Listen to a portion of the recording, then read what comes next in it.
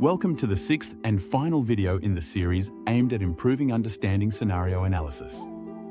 If you're following along in the series, we've already covered the need to establish a clear objective and some of the questions needed to help refine or parameterize the scenario and the different approaches that can be taken to deliver a scenario analysis exercise.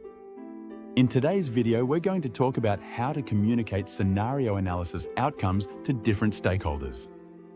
So, let's get started.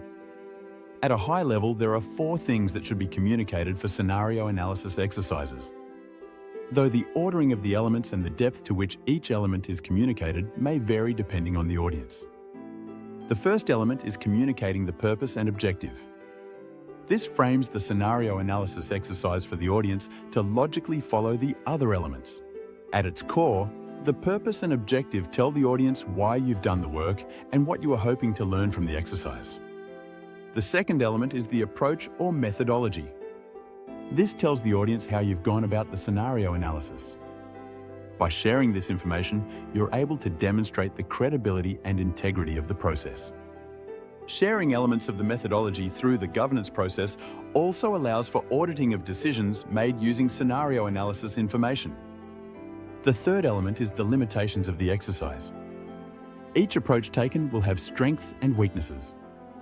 It's important to frame the insights as coming from an imperfect process. Disclosing limitations also avoids the audience thinking the outcomes are the only clear representation of the future. The fourth and final element is the insights from the exercise.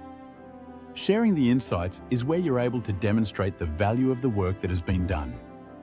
Insights are often tied back to the purpose and objective, but there can also be peripheral insights generated that weren't initially in scope. If there are a lot of insights, it's helpful to group these into different themes and sort them according to materiality. This process allows for decisions or actions to be prioritized effectively through the governance process. When scenario analysis isn't communicated well, consequences may vary from stakeholders being disappointed in the efforts or investment in the exercise, all the way to regulators getting involved with fines or commencing legal proceedings for misleading market participants. A stakeholder that will become increasingly more involved in scenario analysis over the next few years is the company auditor. This is because climate change scenario analysis is required to underpin certain elements in the mandatory reporting regulations. And processes supporting both the activities and communications will need to be adequate to withstand a higher level of scrutiny. That's all for this video.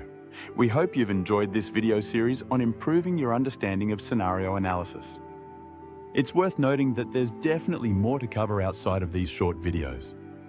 So if you're interested in improving your scenario analysis capabilities, or you just want help building a scenario analysis program that delivers meaningful insights, feel free to get in touch with YT Advisory today.